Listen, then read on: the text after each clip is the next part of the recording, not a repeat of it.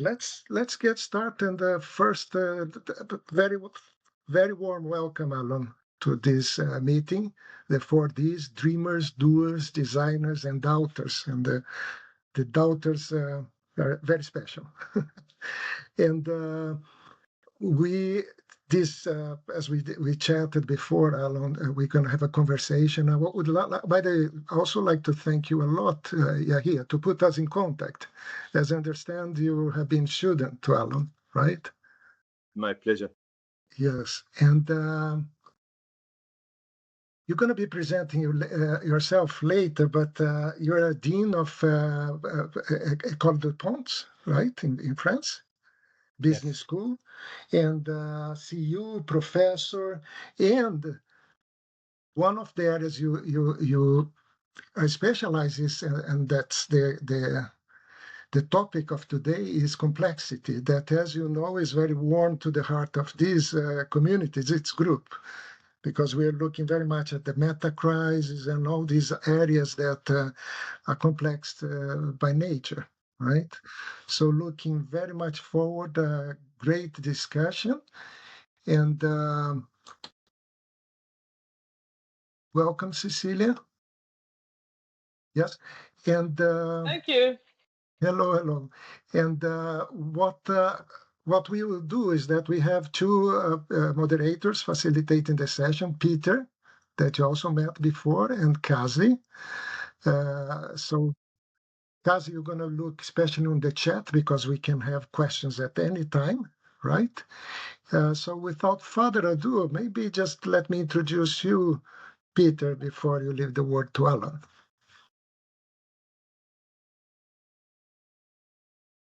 Yes, sorry. So hello, everybody, and hello, Alon.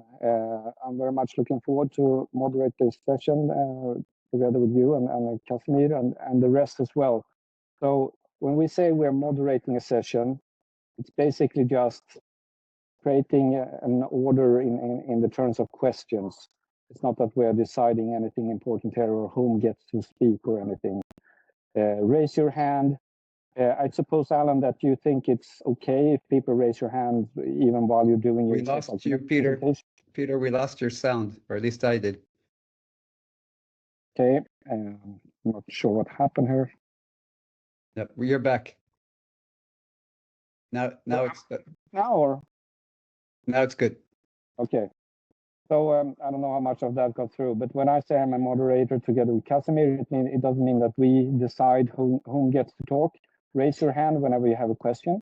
And I assume also, Alon, that you are okay also with maybe people raising hands during the main presentation, but if you can, guys, refrain and ask your questions afterwards, because the first part is Alon's presentation, and then we'll have a back and forth. So that's usually the format for today.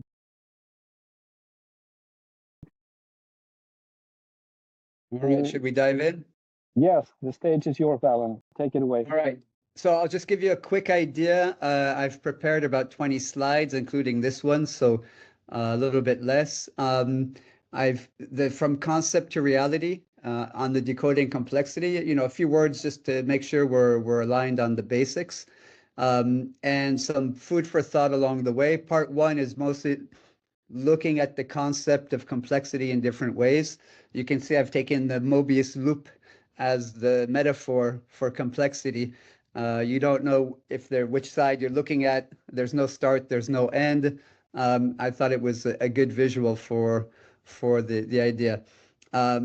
So part one is there. I've tried to make it structured in kind of amenable to a conversation.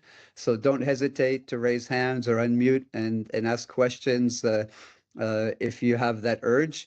Then I'll do a pause after part one, which is the concept for discussion. And then there's a second part, which is only like 4 or 5 slides, which is like the way forward. Like, okay, now that we understand this notion of complexity, what the hell do we do with it? That will be part two. And then again, hopefully open that up to discussion. So I'll try to respect the time so that we have more time to discuss and hear less of myself. So three words to maybe just describe myself, my three-word bio is innovation, technology, and impact, trying to look at the convergence between the three. I think you can easily understand where complexity comes into the mix. Anything has to do with innovation, emerging technologies, and impact, whether it's climate or sustainability or new energies, is definitely fertile terrain for complexity to emerge. Enough about me. So just taking thinking of complexity as not a one idea, but as a kind of like a spectrum. You can take it and kind of think about problems, challenges, systems, whatever it may be, but starting from easy, moving to hard, to complicated, to complex, and then chaotic. Sometimes the Kuhn-Vins and others add a disorder after chaotic, so there's something even beyond chaotic, depending on who you ask. And within that kind of spectrum, there's a little bit of parasites. There's the notion of overcomplicated that fits somewhere probably between the notion of complicated and complex on the one hand, and then the subject that I know all of you are very interested in, which is the metacrisis, which kind of comes in somewhere between the complex and the chaotic and kind of sneaks in there, not really being clearly in one camp or the other. As we, just to kind of think about the difference between complicated and complex, if we want to put a dividing line somewhere, idea of like complicated, again, whether it's a problem, a solution, a system, a challenge, whatever it may be, the idea is that if it's complicated, you can break it down into parts and understand each part, kind of like a clock. There is a notion of predictability here. If you can know all of the parts, you can pretty much predict how they're going to work together. That predictability falls apart once we move to complex. Here we have, numerous interacting parts. What often happens is there unpredictable behaviors that are emergent from that mix. Weather is an easy one to understand. Economics is another one. And even if you can understand the individual components, it doesn't mean you can predict how will they behave or actually understand how the sum of the parts actually, what qualities the sum of the parts will actually have. And so that's kind of complexity in a nutshell, and the difference between complicated.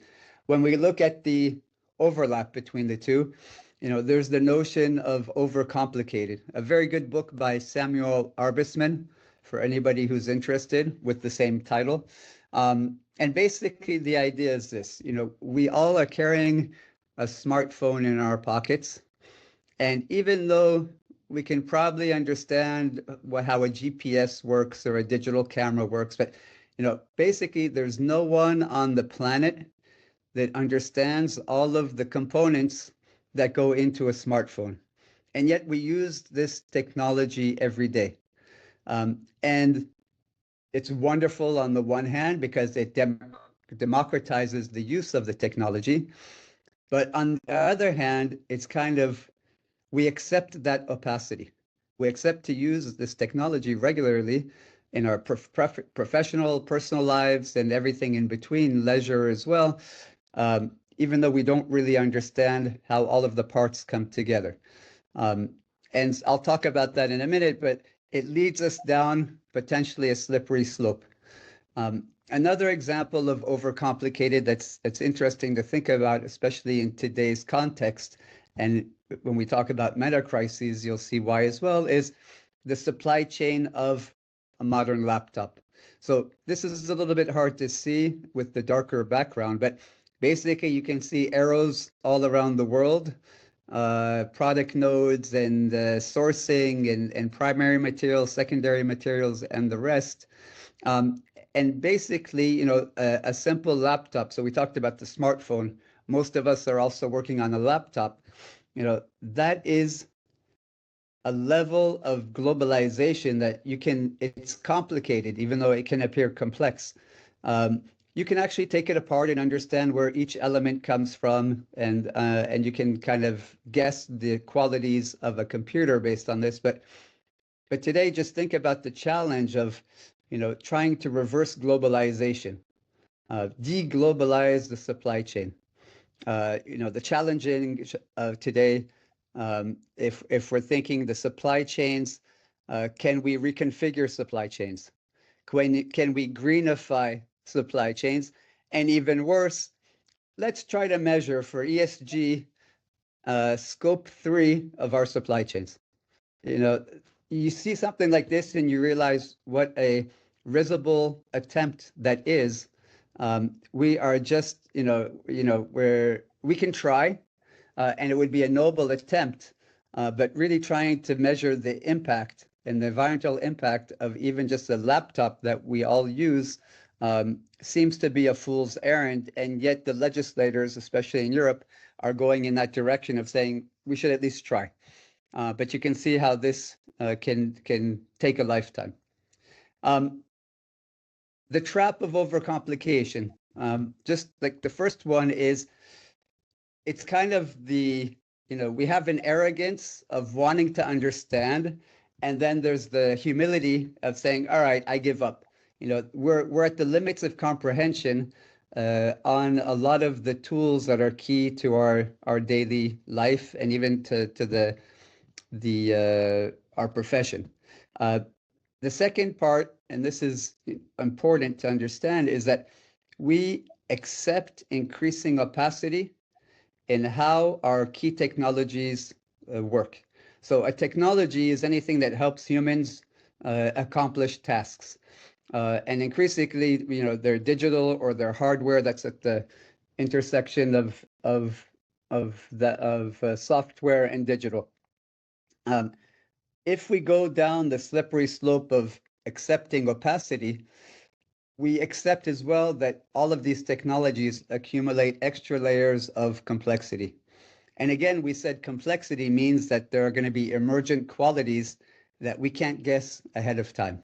And so, fast forward to today, everybody has AI on their lips, but what we create and we accept to create by accepting this opacity that comes with overcomplicated are systems that are opaque, unpredictable, and potentially uncontrollable. And so here is the crux. We haven't even gotten into complexity yet. And already you can see how just accepting overcomplicated is a principle in our lives. We're already on a path towards unpredictable, uncontrollable systems.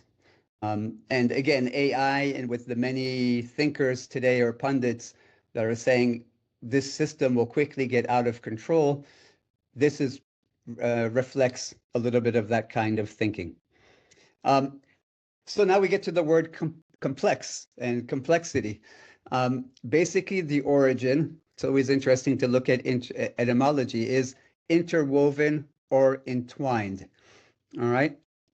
So quite simple. In the evolution of the use complexity, we went from physical entanglement, from, basically threads or a carpet that's being woven, to the interconnectedness of systems and systemic interconnectedness. And today, the more modern usage is all of these intricate systems with emergent properties. And economy being one of the best there. And now again, AI gaining a lot of tension and attention in regards to emergence. So all of that to say that we still don't know how to unscramble eggs. And one of the things that I'll share with you is this idea for me that complexity is kind of like the second law of thermodynamics. I don't know if you guys remember the entropy, the law of second law of thermodynamics, which basically is saying entropy, any system over time only gets more complicated. It never gets simpler. And it's by design, I guess, of our natural laws of physics, and it's inevitable. So complexity seems to be our destiny on this planet, in the physical system that we know. And, we resist it so much, and yet we've learned about it since we were 10 years old in our first course in physics. was just that. And the idea of complexity, seeing it as scrambled eggs, as if the eggs are getting more and more scrambled the more we advance. And instead of resisting that, accepting that it's a natural law that governs everything else that we experience in life. This leads to an increasingly, I'd say, universal phenomenon, in which I call it the corporate complexity denial syndrome, CCDS. But there's this kind of failure to acknowledge or to deliberately ignore inherent complexity within a company's operational environment, the systems or the challenges they're facing.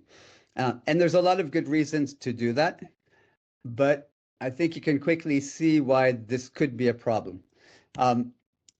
What happens when you deny complexity is you have a bias to oversimplification.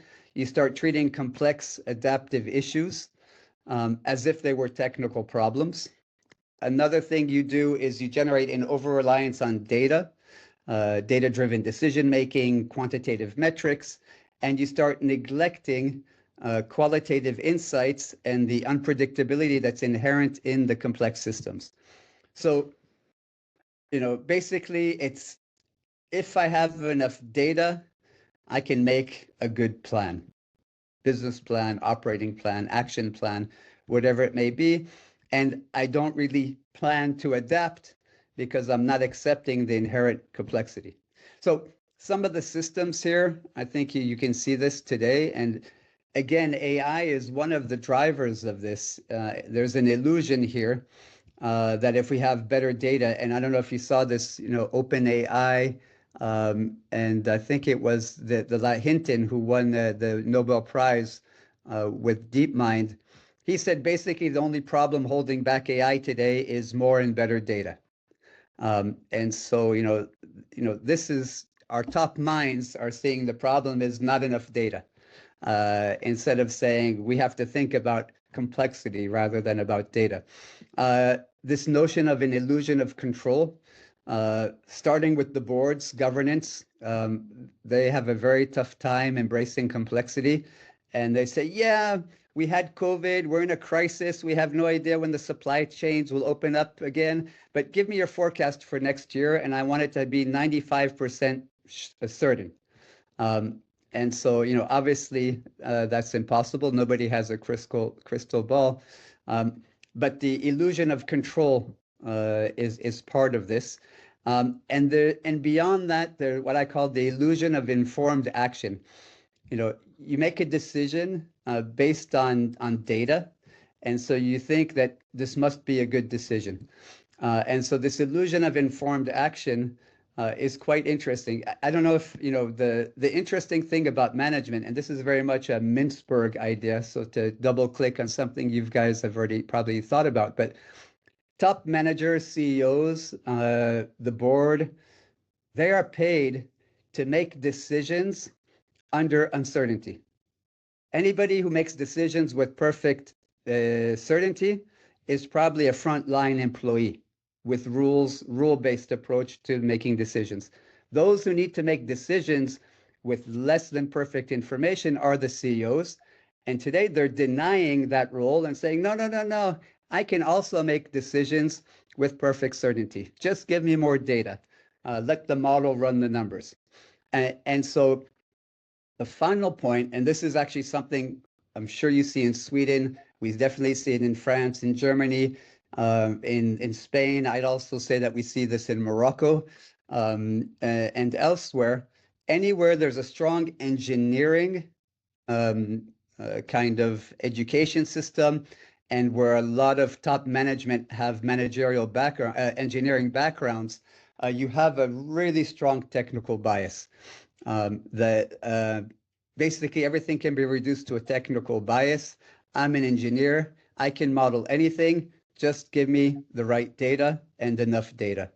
And so all of these create a situation which, for example, in the adaptive leadership arena, they say the biggest error that anybody can make in a leadership position is to confuse adaptive challenges with technological challenges. And I think we've all seen many areas in which we've done this, climate change maybe being the most recent. So if we stay with the technical versus adaptive lens, so when you talk about technical challenges, basically there's a clear problem definition. We have known solutions. We can find the experts to solve them, usually PhDs that can simulate, model anything. And it's pretty quick to implement because we know how to solve the problem. The adaptive challenge, which is much more common than we accept, just defining the problem is tough. These are ambiguous issues. If you think about the Palestinian-Israeli conflict, how do you define the problem? It's ambiguous, and it depends on your perspective. There is no way to define the problem clearly and cleanly. It requires new approaches, new ways of thinking, new interdisciplinarity. It needs collective learning, and it needs time. It needs gradual behavior change. But since the corporates are in denial complexity, I don't want to give this time. I don't want to change behaviors. I don't want to try new approaches, and I can't deal with ambiguity. So what do? Let's just call it a technical problem. And what that creates is a whole slew of new problems because of this. We've misdiagnosed the nature of the problem already, so that can't be good. So we're going to put in place ineffective solutions because we're solving for the wrong problem. We create an immunity to change in a culture because we're not even facing the tough questions and not willing to have the tough conversations that adaptive challenges require. We're wasting resources, throwing good money after bad ideas, basically. And it creates a slew, again, of unintended consequences. We kick the can down the road. We can make better cars with less emissions, and we should move to diesel, and all of Europe moved to diesel engines. And then we all woke up one day and realized, oh shit, diesel pollutes, and more than we thought, and more than the automakers were telling us. So maybe we should find a more realistic solution to decarbonization and cleaning the air in our cities, just to give that example.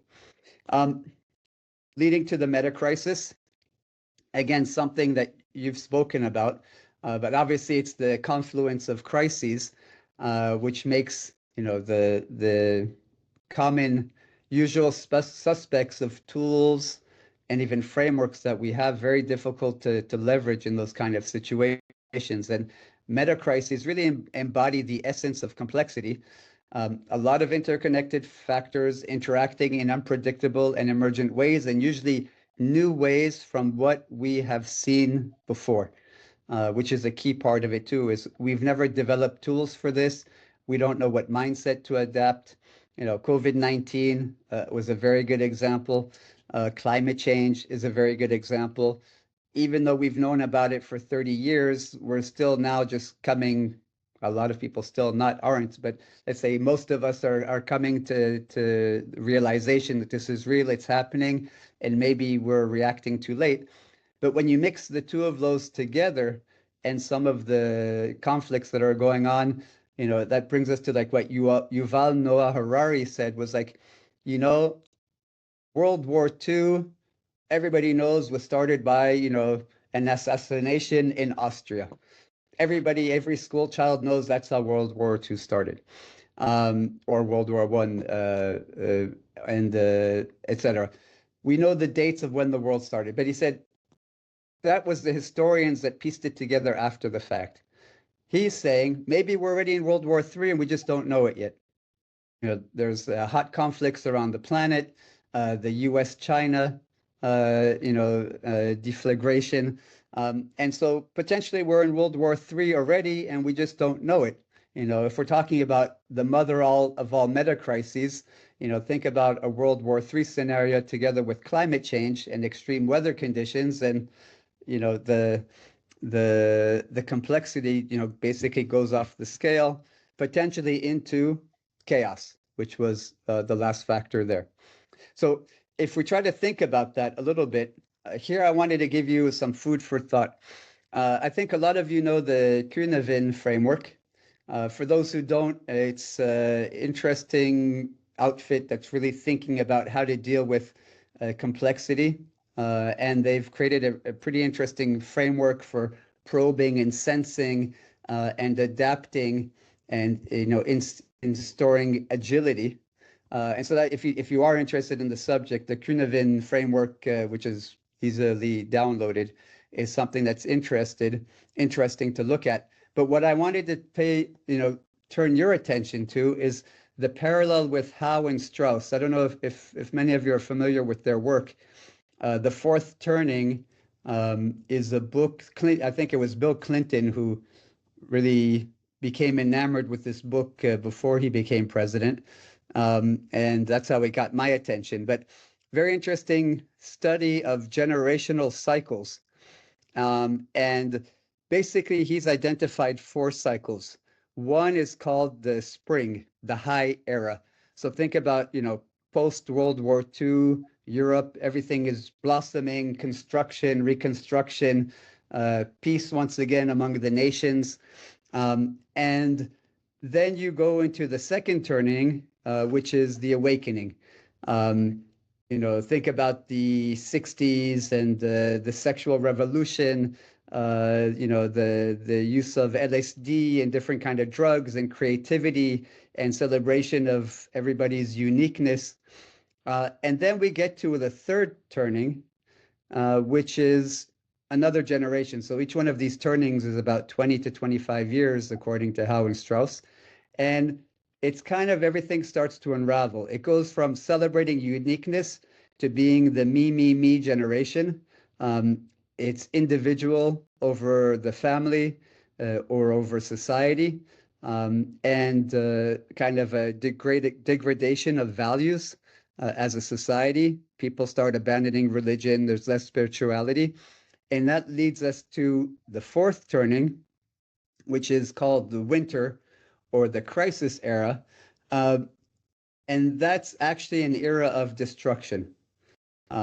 If you think about today's political situation in Europe, the US, I would say in particular, you can see that this is all about tearing down the establishment as you know it, doing a reset on institutions. It's really about tabula rasa, and it's really, people saying, I don't know what I want, but I don't want this. And this is where you can see the complex and the chaotic emerging in a system which is almost feels global. It's like people want to tear down the system we have. I don't think anybody's happy with the UN. Nobody's happy with NATO. You look at the EU and its discontents. I'd say very few people are holding up the EU as a major success, even though I think it is a major success. But the political wins are obviously to critique rather than to glorify. And so you can really see this. And it's a generational move. And so beyond the complexity that we're talking about, there's also kind of, I think, a natural cycle that we're living in that is very naturally tending towards increased complexity and to what you have studied before, which was the metacrisis. It seems like a perfect storm in terms of timing, but I don't think, and that's what I think the Howe and Strauss framework seems to indicate, that it's not by chance that we have arrived at this confluence of crises, political, social. For me, it's crazy that all of the countries, Australia, New Zealand, the UK, the US, Australia, France, all of these countries that were built on the foundation of immigration are now calling immigrants the enemy. It's just such a radical change of values, but or that someone like Trump could seriously be reelected a second time as president, someone who clearly has no values, and his only true political project is to destroy the existing system. And so these are kind of the elected leaders that we've inherited and that we've elected, unfortunately, that are here to, basically precipitate the fourth turning. And so I think the notion of complexity and even of chaos is something that we're going to have to manage very carefully in the years ahead.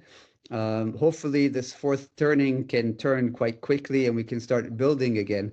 But I think just like the second law of thermodynamics, which is inescapable for us, it feels like we're in something that has its own dynamic that needs to play out. And so with that, I will pause for discussion.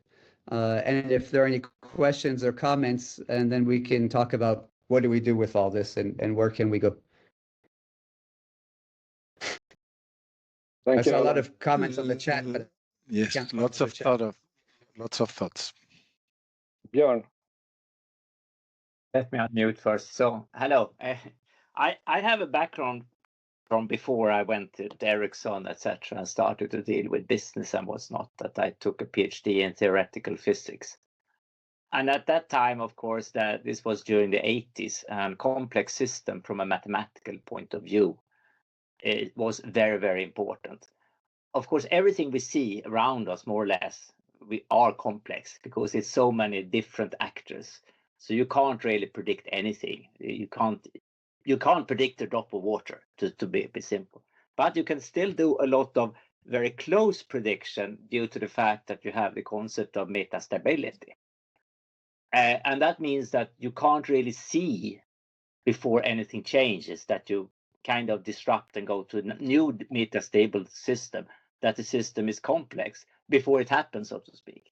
Do you have any comment on that? Or does my thinking, is it correct or not? But I think metastability is as important as metacrisis to some extent.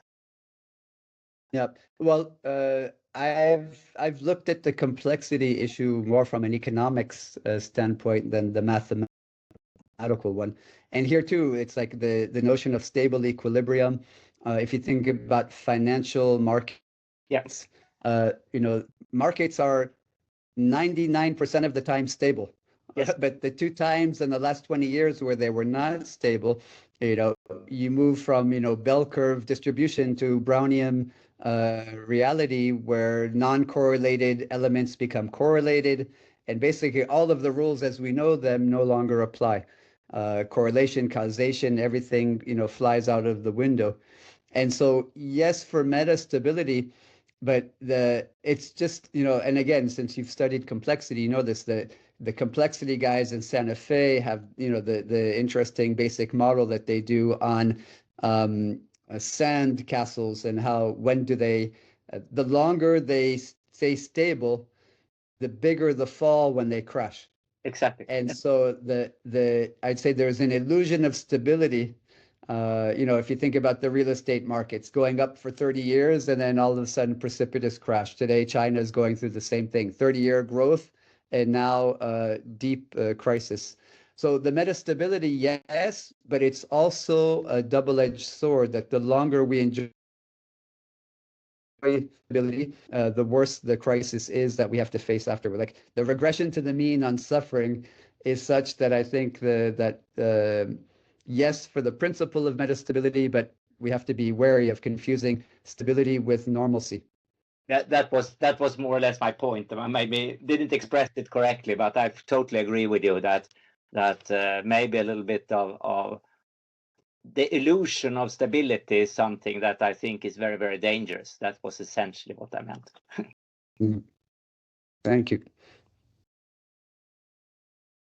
I think, Mayanne, you're up next. Thank you. Yes, I'm new to this group. I'm not an engineer. Me too. So I don't know if I'm, saying something that's not. Well, anyway, I was very interesting listening to you, and I've worked over years in the European Commission and for the last 9 years on migration. So of course your last statement here on blaming it, this kind of awful I find it horrific, frankly, oversimplification that all our problems are due to the migrants. We see this, well, not only, I mean, in Sweden, until recently, Germany was one of the few member states of the EU that did not go along with this rhetoric. Now we have, there were killings, and since then there's been a complete turnaround. Also in France, it's changed radically. Well, I don't have to, tell you. I think we all are aware. But I'm just wondering, and this, of course, is part of the Metacrisis. So I'm kind of very practically oriented. So what can we do? How can we get out of this narrative that I feel, very disturbed? Yeah, thanks.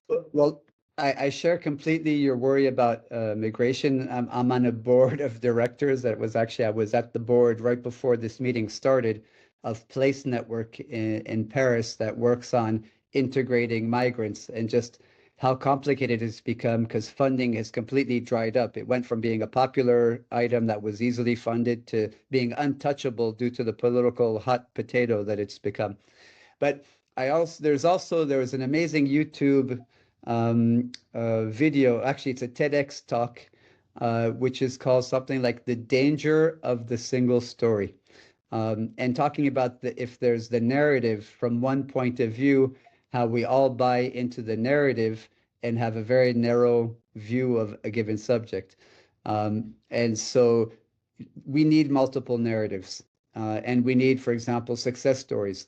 And it's the same thing, I think, with dealing with complexity. To bring it back to that, is like we need multiple lenses to look at, whether it's crises or whatever it may be. For example, immigration policy, which is becoming increasingly complex with the undercurrents that go beyond the people who are actually migrating, and why they are migrating. And increasingly, they are displaced persons rather than people immigrating under normal conditions.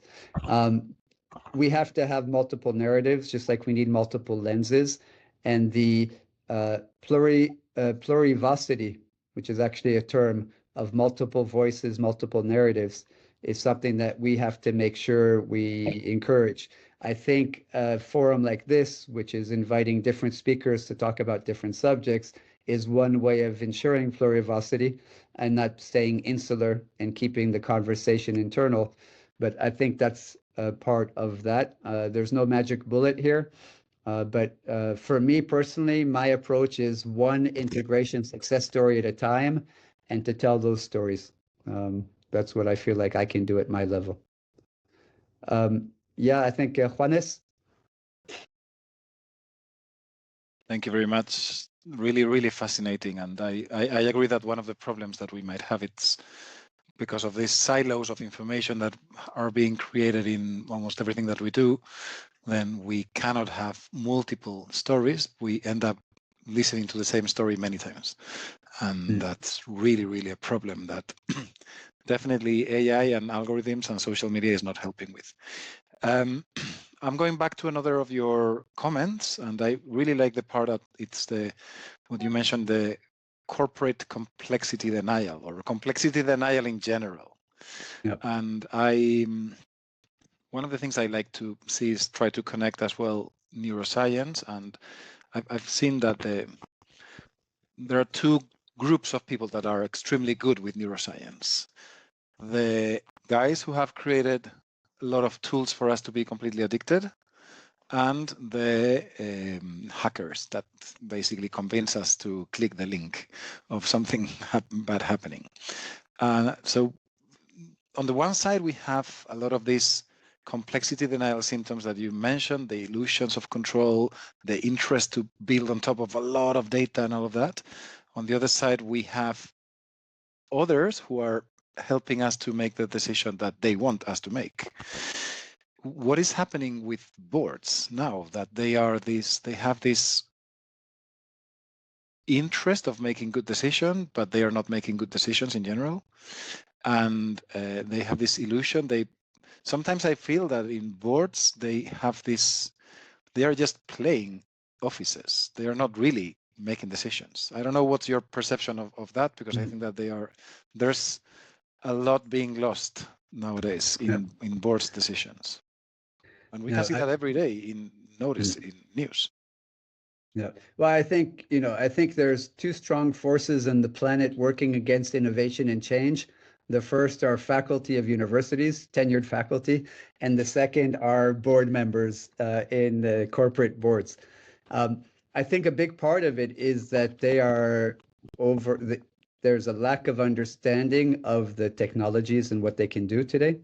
And as the pace of innovation accelerates, their response is to do more of what we did yesterday better. And they see that as innovation, and they confuse operational excellence as innovation. And so the good news is that all of these big companies are going to get mired in operational improvement or incremental innovation, which should leave more space for disruption, which means, younger, innovative, more forward-thinking companies that can, basically are free from these kind of boards for the most part, at least for a certain time. The problem is then if they get hoovered up by these big companies, and today I think there's that third force against change are a lot of the big tech powerhouses that basically buy any new potential disruptors before they can disrupt. And so I think that, what the Lisa Khan is doing in the United States, and what in Europe we try to do a little bit, is poking the bear of the big technology companies so that they level the playing field, is a key part of it. But if we get back to the board members, I think, again, we talk about the turnings, the fourth turnings. I think we need to turn to much younger boards and start to see a rotation. Basically, people who look like me, white men, older with gray hair, should be invited to leave the board and replaced with younger women and diversity, and people who are more probably technology, digital natives. And so I think and even, just increasing the cognitive diversity in the boards would go a long way to improve their performance. But today, I think it's a real issue. And most of the big tech companies have created special governance structures so that they don't have to listen to their boards. Basically, they've neutralized the role of the board. So if it's Zuckerberg or it's Google or anywhere else, or it's Elon Musk buying his own company and then stacking it with board members who are friends or lackeys, I think that's a sign of the inefficiency of boards and that they don't play their role, is that they're gaming the system. And so I identify with what you're saying, is this is a real weak point in our overall business system today, even maybe in capitalism. And when we're dealing with complexity, it's probably even worse. Thanks. With respect to time here, let's take Geraldo and Johan quick, and then you can move on to your next end of the presentation. Sure. I have two questions, and if you feel that it's more appropriate to take it later after the next presentation, so let me know. But the first question was about values, right? So working with leadership programs, executive development, so value-driven leadership for me always been a mantra, right? And just the other day, in this group, we have a coffee chat every Monday. So some of you recognize that we discussed, for instance, Elon Musk and all his achievements, right? It's one very concrete example that I felt exactly like you said. I'm one of the persons that nowadays I want anything but not this person, like say Trump, or I was very excited by all the achievements from Elon Musk in the very beginning.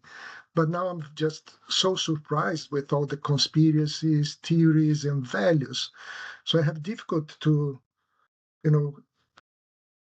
distinguish these two things. And we had a discussion in this group about values, right? So that was the first question.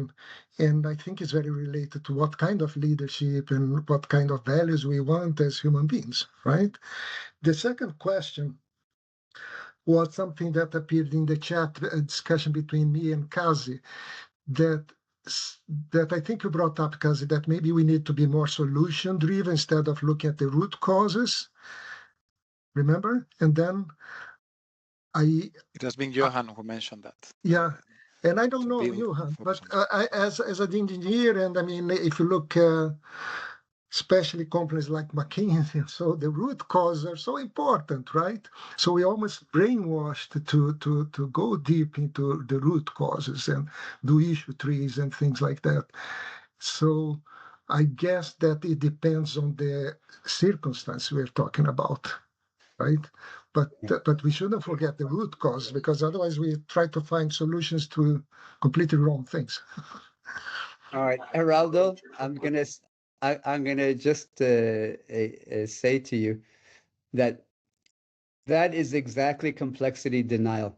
That's exactly the, you know, an engineer thinking that we could do root cause analysis.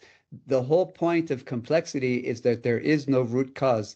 It's fuzzy logic and fuzzy problem. And that's the illusion of control, is that if we just give it enough time, data, thinking, analysis, we can figure out what the problem actually is.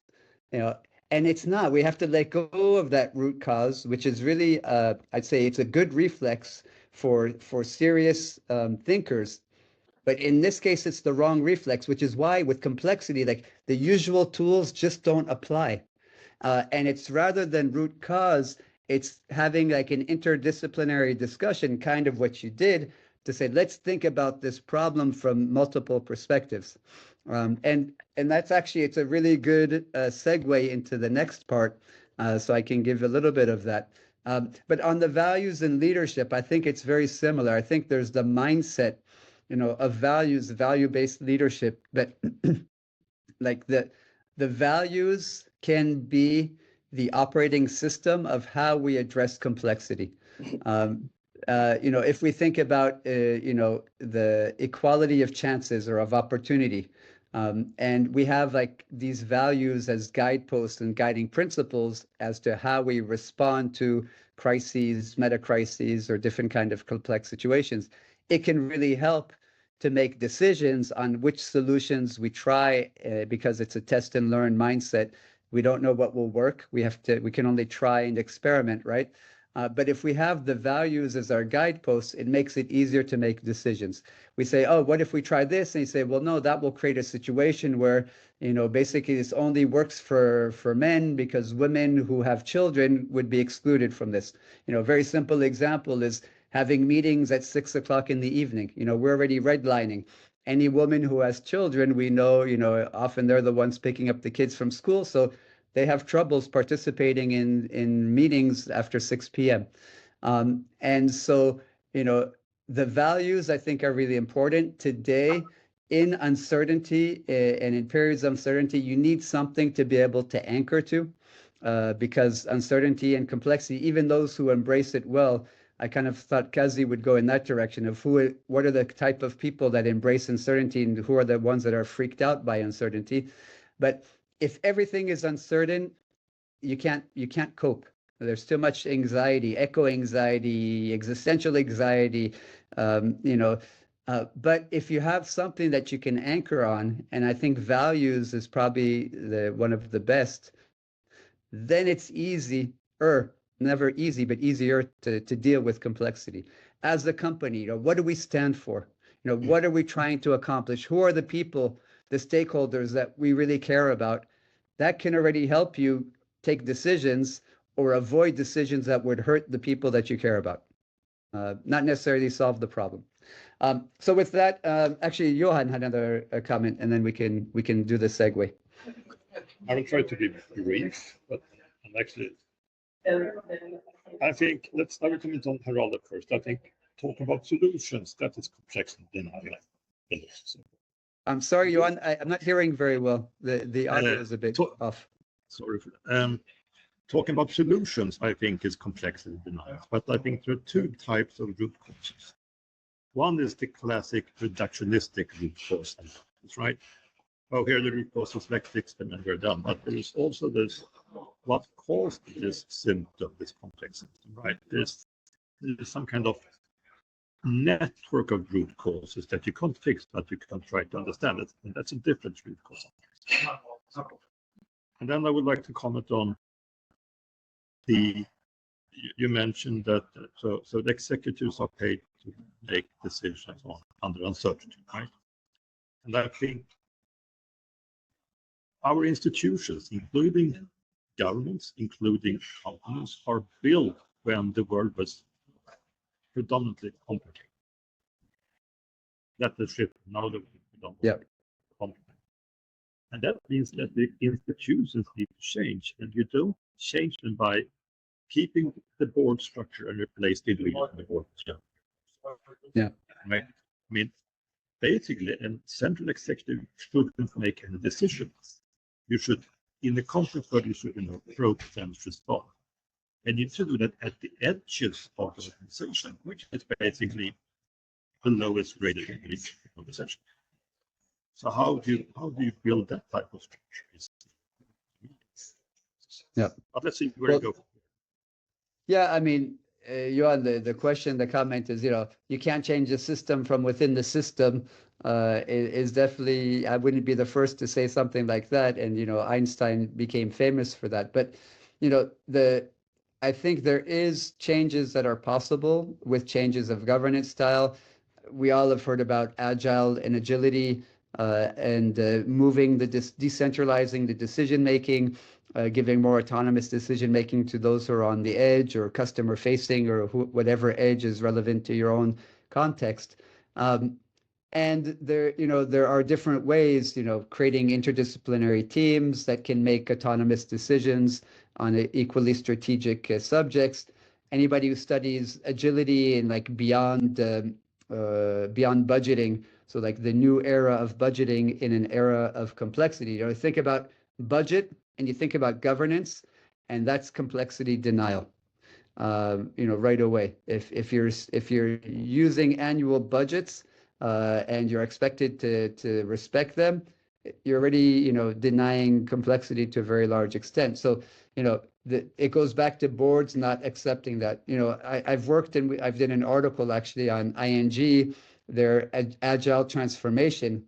It worked amazingly well from IT to product to cross-disciplinary until it got to the board, and then it broke down because the operational people loved it and it worked really well, and the top governance couldn't get it, and they couldn't work that way.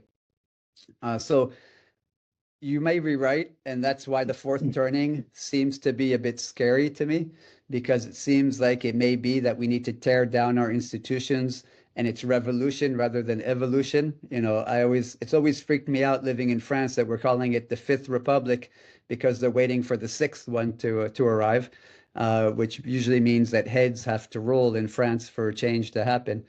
But I think you may have just described, on exactly why the fourth turning is so scary, and that people feel that we need to destroy the institutions and start from scratch rather than evolve to newer institutions.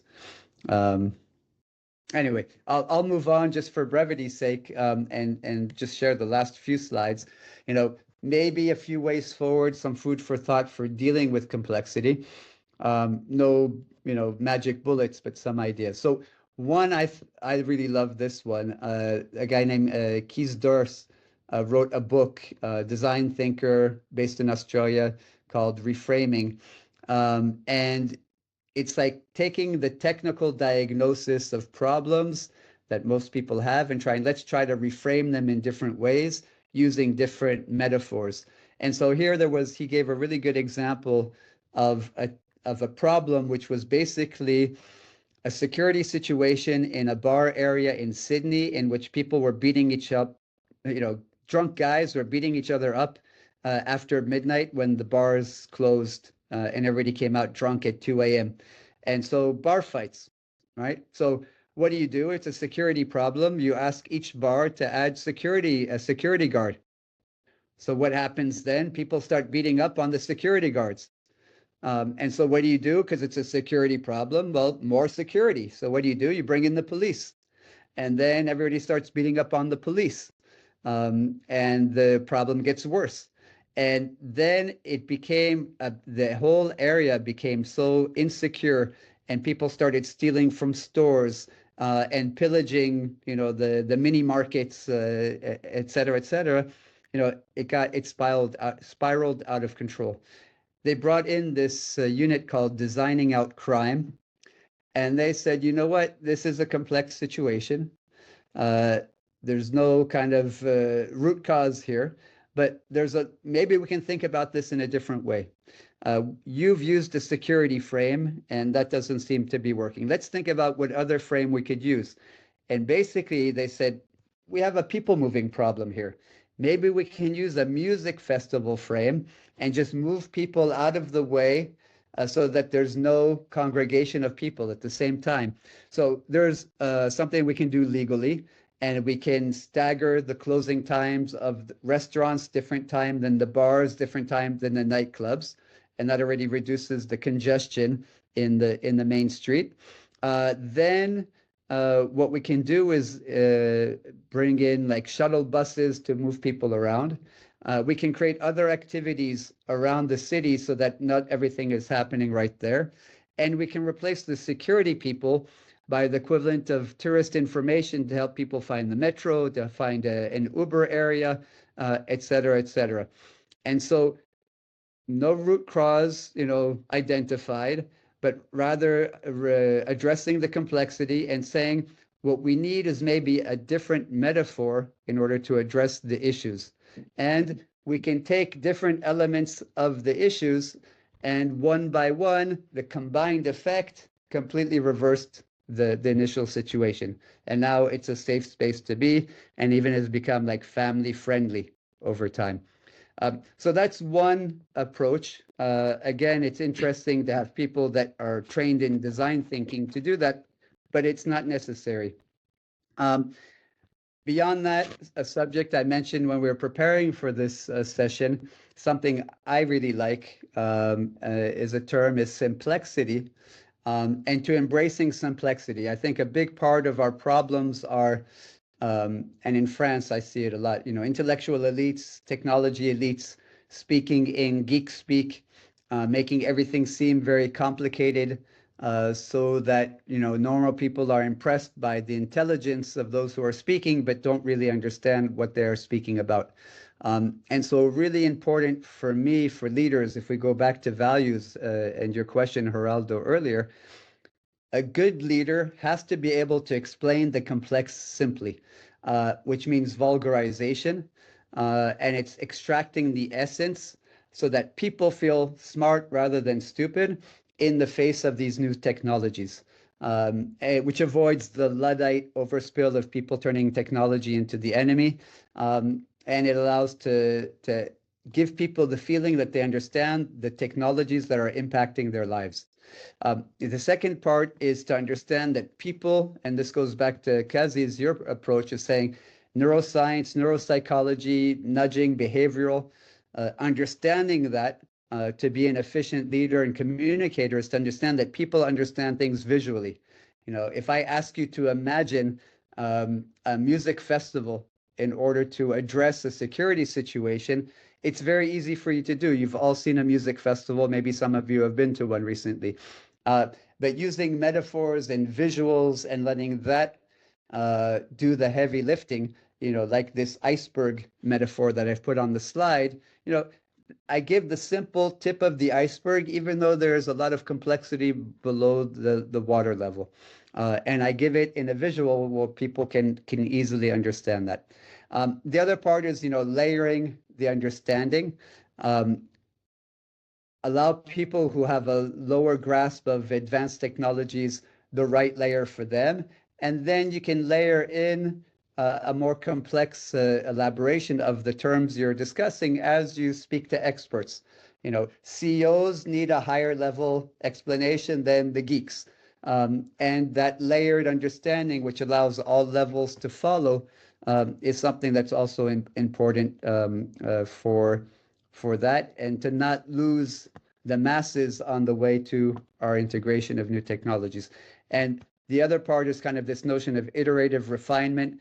You know, I do pitching a lot for innovation, and practicing the pitch and practicing how you explain things, having these conversations in-house in companies, and so that you find the right metaphors, you find the right visuals, you find the things that the people latch onto. You have today generation X, Y, and Z in the workforce. You can't use the same visuals, you can't use the same values, you can't use the same, layered understanding depending on the generation. So you have to try different versions with the different generations until you find one either that works for each generation or one that's universally understood and appreciated. And so I think this complexity is really a key leadership skill as we move forward. And that I don't think enough leaders appreciate that, how important it is for them to speak clearly, even about complex subjects. And just here's a list of practical measures before I finish on another slide, but system thinking's training. I think all of you are probably fans of Peter Senge and the whole notion of systems thinking, system dynamics. It's still too esoteric for too many people, so it's not widely understood. The notion of complexity economics. I don't know if you guys are familiar. There's a book called The Economics of Chaos by Dwyer, which is actually interesting because it's a very high level denial of complexity. Basically saying that with enough data, I can create AI digital twins that can simulate agents, and then we can create a system that can basically predict human behavior and evolution and climate change and all the rest. So it's a very elaborate form of complexity denial, but it can be useful. So I put it in the list, but I find it interesting that people who are so enamored with AI don't really realize that by saying that I can create a model with AI that models humanity is not a form of complexity denial, but actually think that it's for them a solution to complexity, is a bit laughable. But there is a real progress in making things a little bit more predictable and allowing at the simulation level some interesting emerging qualities that can allow us to stress test theoretical crises, which could give us a little bit more insight on how to react to real crises, even though they won't resemble each other. So it can be useful. A lot of money and interesting minds are going in that direction. But again, it's a disguised form of complexity denial. New forms of leadership, adaptive leadership, one that I particularly like from the Harvard Kennedy School, Ron Heffet's School of Thought. There's Theory U from MIT, and the Sharma approach to intuition, sensing, grounding. It's almost kind of like a martial arts thing of bringing in information, crystallizing, and then making the final decision with sensing, like a Tai Chi specialist or martial artist reacting after they have the grounded intuition, which is an interesting model. And there's conscious leadership, another group, forgetting the name of the authors that worked on that. There are several. Another very interesting approach to basically doing what Geraldo said, is giving a value-based approach to leadership that can help us together think about problems and challenges differently.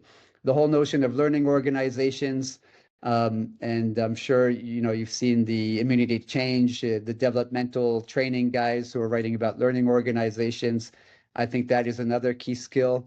How do we learn, adapt? And it's a continuous learning voyage that we need to accept to be on. Reskilling, upskilling has to be permanent, and it's not like a once a decade event. The neurodiversity and cross-functionality, inviting neurodiversity into the boardroom, into the classroom, into the corporate operations, the cross-disciplinarity and, you know, agile teams, not necessarily agile methods. It's come up with its own limits, I think, there, but taking a lot of principles from that can be very interesting. Basically, you know, multiple lenses and plurivocity, multiple voices. The new framework, so the Kunnevin we mentioned earlier, but there's also things like futures literacy that can be really interesting. Futures literacy is very interesting, especially when you think about complexity, is that we all react as a projection of our working assumptions, but we never quite try to figure out what are our working assumptions. And if you're at a company like Ericsson, or if you're at any other company or an institution, it's very rare that you kind of sit down and say, all right, what are the working assumptions that we're working on? You know, what are the things that we've all agreed are true, and that's how we operate? Nobody really takes the time to think about that. And that's something that futures literacy actually does. And that's Riel Miller, if anybody wants to look at that literature, Riel Miller. And he developed that within the confines of the UN and UNESCO.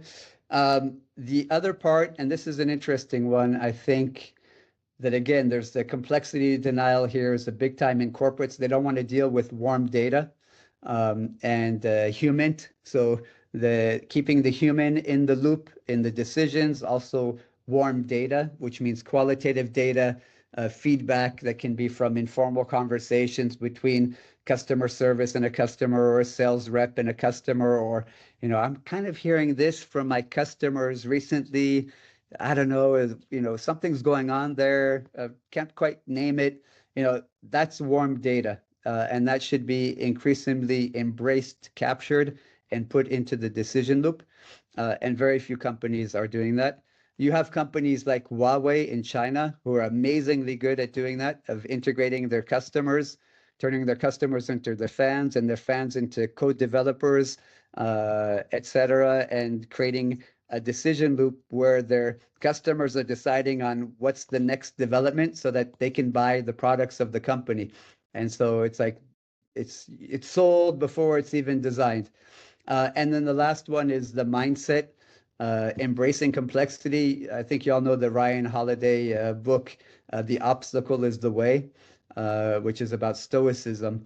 But the complexity is the way is something, you know, again, second law of thermodynamics, the turnings, whatever reason, I think understanding that complexity is inevitable and baked into our reality. And so denying it is useless, and embracing it is probably a pretty interesting way to go. And finally, the last slide I want to leave you with, which I think is maybe the most important, is the framework of rational optimism. I don't even know if it's a framework. I'd say it's a mindset. It's an approach. This is a term coined by Matt Ridley, who wrote a book, The Rational Optimist, and I think another book, How Everything Works, both interesting reads, by the way. But basically, rational optimism does what? It's a mindset that combines a positive outlook with a reliance on empirical evidence, logical reasoning, and basically a knowledge of historical trends. So it's a optimism that's based on reality and not based on naivete or just, you know, positive psychology. Oh, we have to be positive. No, it's positive based on something. The rational optimism recognizes potential challenges, but maintains a data-driven belief that solutions can and will be found. And that leads to what?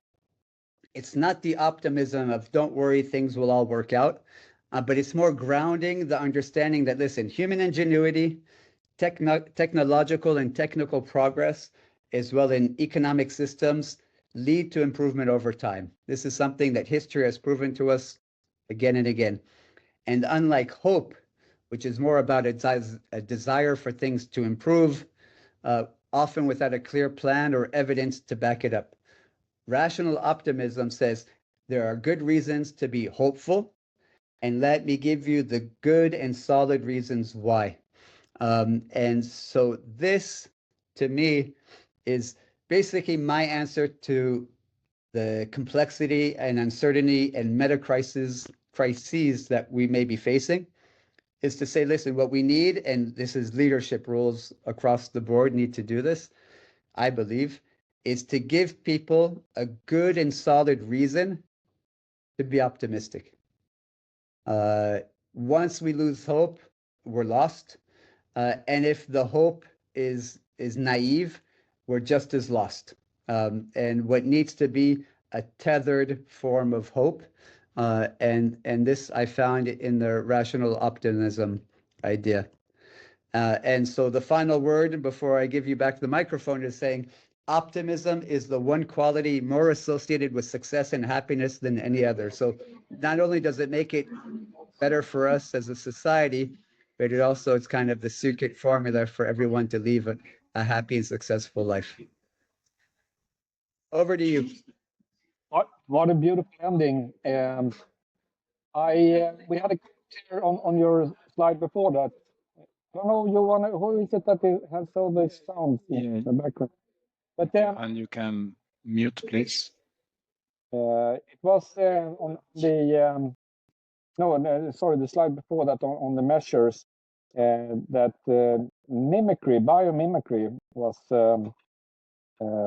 maybe also a fit onto that list, or what do you think? Yeah, a good point. Biomimicry, I would say it's bio-inspired innovation.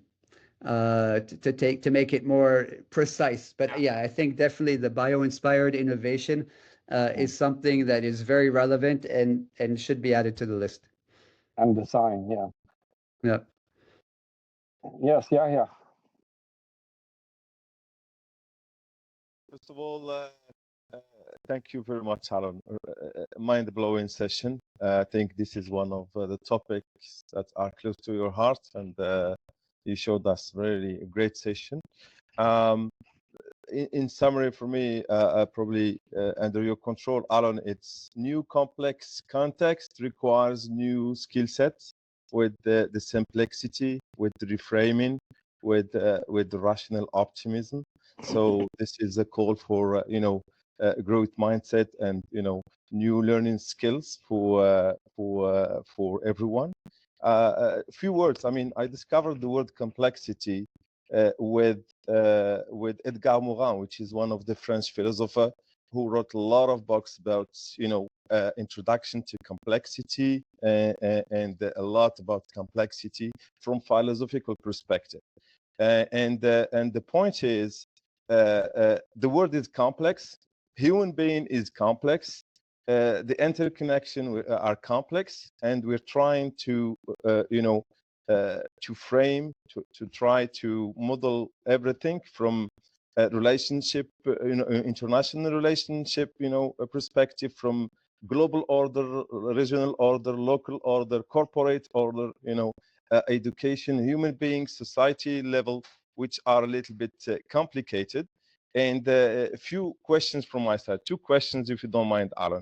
Sure. First of all, how can we segment complexity? Is there any sub-segments of complexity? This is one thing. And the second thing, how can we, I think from mathematical perspective, there is models for complexity. From physics, for example, perspective, if you take the infinite small or the infinite big, there are models to model complexity, whether the general relativity from Einstein for the bigger things, or Schrödinger for the smaller things. For in genetics, there is complex things, and they try to model things. Why there is no model that will tackle all the levels, with a framework that will tackle all the levels of complexity from different perspective, that will we are talking about Metacrisis, which is the link between different crises, and there is one underlying crisis that underlying the overall crisis. But what about the underlying model that will frame the complexity in a whole? All right, so tough question. Wouldn't expect anything less from you. So I think the answer was in the question. Yeah, I'll turn it back on you. Like Edgar Morin, his definition of complexity is actions and retroactions, and this like the first visual I showed of like this intricate weaving of influences that is impossible to tease apart.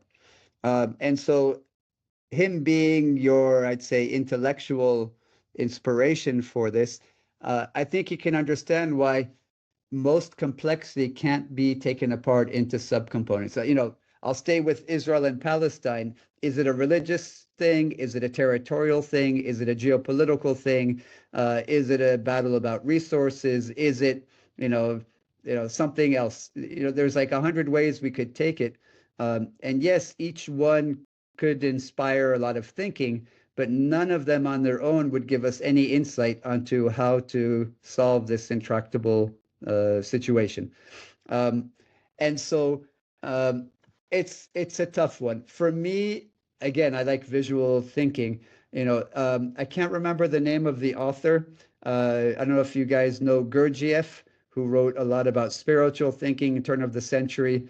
And he had one of his right-hand man, and I can't remember his name right now, who wrote a book called Tertium Organum. Ouspensky, P.D. Ouspensky. So Ouspensky wrote this book, Tertium Organum, and one of the ways he tries to explain complexity, he says, basically, point to any building on your street and try to explain how all of the people who live in that building got there. It's basically, impossible, like to do the, understanding the grandparents who immigrated, who did this, who moved there. It's like just understanding that, simple thing of which people live in a building. It's how far you have to go back to the beginning of humanity in order to explain it. And that's the problem with a lot of most complex situations, is you have to go back to the beginning of time to find the root cause, going back to Geraldo's earlier comment. There really is no, but in terms of what you're asking, in terms of subcomponents, I think, again, it's interesting to look at different aspects of the problem. I teach innovation, so I tell entrepreneurs, I say, listen, it's not very interesting to innovate for complicated problems, because you find the solution, it's 42, and now that you've told the world the solution, anybody can do the same thing. But a complex problem, that's interesting to hack at as an entrepreneur, because all you have to do is solve part of the problem. You don't even need to solve the entire situation, just solve part of the problem. And so I'd say the subcomponent approach is maybe just thinking about it in different ways, looking at different lenses, interdisciplinary approaches. Those are always interesting. But again, what happens for the most part is when people start to play that game, they start saying, well, maybe we can reduce the complexity to a series of technical problems that we have solutions for. And then you're just into a very elaborate intellectual game of complexity denial by saying, we can pick it apart and solve it as, one small technical challenge at a time, and see, just like consciousness, say it's an emergent quality of neurons. It's not how it works. So again, it can be interesting for the multi-prismic approach, but it doesn't really lead to solving, because it is complex. Otherwise, if it is solvable, it's complicated and it wasn't complex, and you misdiagnosed in the other direction. Thank you. Sure. Geraldo, I think you were next. And then Yes, one thing, I love this slide because it's in this initiative, Alon, one of the many things we are thinking is maybe for the Metacrisis we would need a curriculum, or maybe it could be a MOOC, a massive open online courses, and do it really big, massive, right? And how would the curriculum look like? And what I generally feel is that people get very dogmatic and start just thinking of one thing, theory U or whatever. And then this becomes like the silver bullet, right? While I think you have to have all these frameworks. And in the chat, we have a lot of other things. One thing that you work a lot, like network analysis. I think is really great to see connections and paths and so. But my question to you then is, we had a debate in our community during the week and about, I think it was one person that wrote, why there are so many idiots. The word.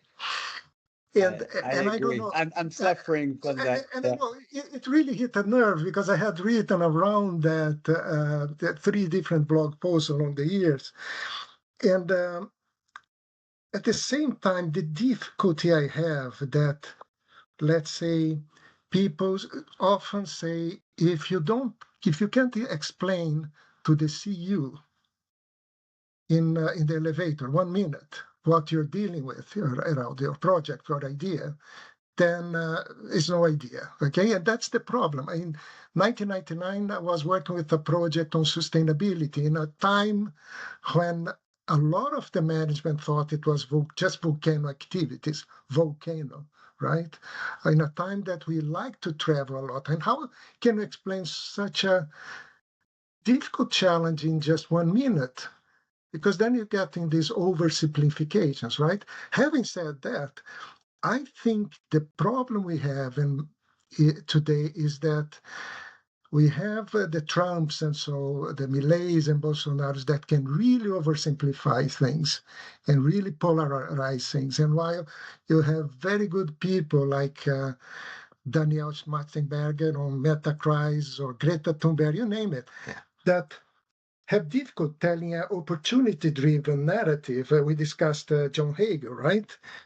And in that sense, then we already lost the war, right? So basically, I think my question is, I have this dilemma. I mean, because the point of Pascal was, he was really angry of this issue we have at companies that everything needs to be so simple and so, right? But I think, I guess it's the central thing here is the narrative, how we must be much better. I don't know. I'm trying to, I hope I'm very unstructured here, but I hope you understand the sentiment. Yeah. Well, I mean, there is definitely, the COVID-19 was seen as the pandemic that was doing the most damage to humanity. For me, it's the stupidity. There is definitely a pandemic of stupidity. And there's actually a good book written by an Italian on that, of how it really is viral, and how the impact of those who don't think on those who think is very painful. The other one is, there's a great quote, and I can't remember who said it, but it was, all wisdom is plagiarism, only stupidity is original. And so that summarizes my thinking on stupidity, but that was one of my favorite citations. Yeah, it's a tough one, because there's 2 types of stupidity. There's the stupidity of the masses that don't care enough, or today that, there's the dearth of focus and concentration, where people don't read anything, they scroll, which is like a mindless skimming. So people don't really absorb any information. Information today, the narratives can be reassembled with, fake news. And the way the media now is structured, it's Twitter bites and the headlines, and most of it is very misleading, if not worse. You have Elon Musk that you mentioned earlier, who is, he's the head of the leading media, I'd say, in the world that most journalists use, which is X. And, it's all straight out of a Marvel comic book to have an evil sociopath running the world. And, Terminator was about Skynet, which was a satellite company that was, basically controlling the world with robots. It's like we're back in the movie. We all saw the movie. It's no secret, but we've literally recreated the conditions of a nightmarish scenario. It was just, I posted recently on LinkedIn, Musk controls 2/3 of the satellites that are around the world right now. And probably next year, he will be offering internet service that most of the people on the planet will opt into. And so, he will be the telecom operator, the social media operator, and everything else, and the wealthiest human on the planet at the same time. So there's the savant idiots, the idiot savants, and just the masses, and all three are conspiring together, and it's very painful to see. And I really don't know how to address that, but I'm definitely suffering from that and seeing it just so often, and it's quite scary. It's to the point where immigrants in the United States are recent immigrants are voting for Trump for all the wrong reasons. And you're like, how is that possible? Blacks and Hispanics, even, Christians are voting for this guy who is against everything they stand for, and yet they still will vote for him. For me, it's incomprehensible. Sorry, I slewed away from the complexity, but it is a complex problem, and I don't know how to solve it. And I agree, it is a real issue. We're more educated than ever, and we're stupider than ever. I don't know how that happened conjointly. Yeah. Yep. Sorry, Casimiro, it was a bit long. Yeah. Yep. Yeah. No, it's just, first of all, thank you, because we are staying longer than what was expected for the meeting. So I don't know if you have a hard stop to agree on. If you can stay still for a little bit longer, there has been a very good discussion in the chat with various different comments, questions, a lot of very positive comments about that slide, about like curriculum and next ways of working, and perhaps some additions to that. And there were a couple of very interesting questions that perhaps we can close with those ones, which have to do with, based on what you have said, yes, it seems that complexity is like a natural path towards somewhere until there's a creative destruction or something like that, that goes or allows for something easier. But there was a good thread of discussion about, but do we need and do we want that type of complexity, and what can we do to do about it? Is innovation and technology needed? Is it good for accepting certain level of complexity or hiding it, or do we wait until it explodes and then we have to start from scratch? Well, so I did a different masterclass a couple of weeks ago on exponential business model innovation, and one of the things is that there is, a bevy of recent technological advances that are happening at the same time, and each one is highly disruptive in potential and complexity generating in and of its own. But the convergence of these technologies is very exciting for the emergence of possibilities. It's like we deny complexity, but we're really happy to see AlphaFold win the Nobel Prize, because they're going to help us discover new candidates for molecules for immunotherapy that can help cure us from the diseases. With the immune system is probably one of the most complex systems on the planet, the human immune system. And so, we live thanks to this complexity, literally. And so the question, it's an interesting discussion, but we don't really have a choice. Humanity has been on a curve of accelerating technological progress, and we're on the curve. There's no way to jump off that curve. And so, it's nice to be able, it's a privilege to be able to talk about it, but we don't have the privilege to choose to get off that train. And again, like we can get off the train, and I think in Europe we're trying to, but that won't stop China or the US from staying on those same train tracks. And so all it is just saying, well, if we choose to take a step aside, it doesn't change society. It just means that we will be irrelevant in the discussions on which technologies humanity will adopt, because we decided to take a step aside. And so, again, another complex question, but like in Europe, the at least until very recent, I'd say until the EV tariffs on China were imposed a few weeks ago, until now, the modus operandi of the European Union was regulation in order to protect the consumer. And only with the EVs for China did they change to protecting the producer, which was it was a massive change in philosophy. Nobody really commented it, but for me it was a really major chip. And we've been trying to protect the consumer. And for example, our GPRD and the other kind of data confidentiality ideas are great in principle, but if you're a small European company and I ask you to accept that I keep your data, you're going to say no, because who are you, little European company? But if I'm Google, if I'm Microsoft, if I'm Apple, of course you're going to say yes, because they're vital to your daily operations. And so by wanting to protect the consumer and the small company, they've created a system that's biased towards the bigger companies. And so, unintended consequences. And I think that was a form of complexity denial, of saying, all we have to do is ask people before if they want to opt in for data sharing, and we'll neutralize the power of the big boys. And they didn't realize that it's more complex than that.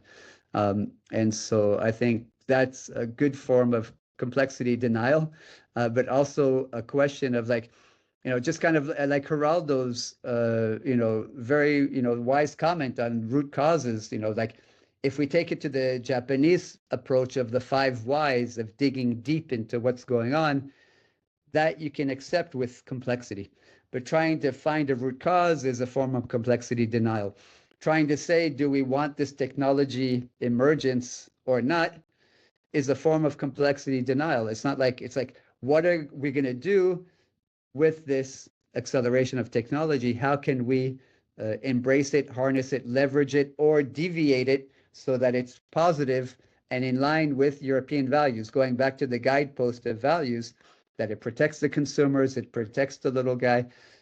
And so, interesting question in theory, but in practice, it's another form of complexity denial, and we all fall into the trap. It's nothing silly. It's, I think, a natural human tendency to want to be able to control a little bit what goes on in your life. Alon, I think on behalf of everyone here, such an excellent walkthrough. Well done with the complexity Sherpa. Thank you. Or complexity Sherpa. And also, I rarely get to see a presentation where a person just also happens to drop like 10 good books that you have to read afterwards. So that's very impressive, and also very kind of you to share those as well. And I really hope that we get to talk more within this context. I'll also email you privately regarding maybe another type of discussion. But again, I'm so grateful that you presented this to us. And now a lot of people is entering my room here, so I better mute myself. But again, thank you very much. Thank you so much for the kind words, Peter. Yeah. Lalo, just let me add that really, really appreciate and warm welcome I hope you're joining this community. I mean, you should see the chat so we can continue these conversations. Would be great. So we'll be sending a small invitation, a teaser for you, right, Johan? Yeah. Yes. Good. Thank you so much, guys. And I would say the same. Challenging. I would say the same for May Ann if she wants to join us as well, because this is a very open community, and we will share with you some guidelines on how we work. But going back to what Geraldo was saying, Alon, thank you so much. It has been really fascinating. Thank you very much. With pleasure. Geraldo, I'll send you the slides as well. Sure. Thank you. all. Bye. Thank you very everybody. much. Good evening. Bye-bye. Thank you, Alan. Thank you, everyone. Bye.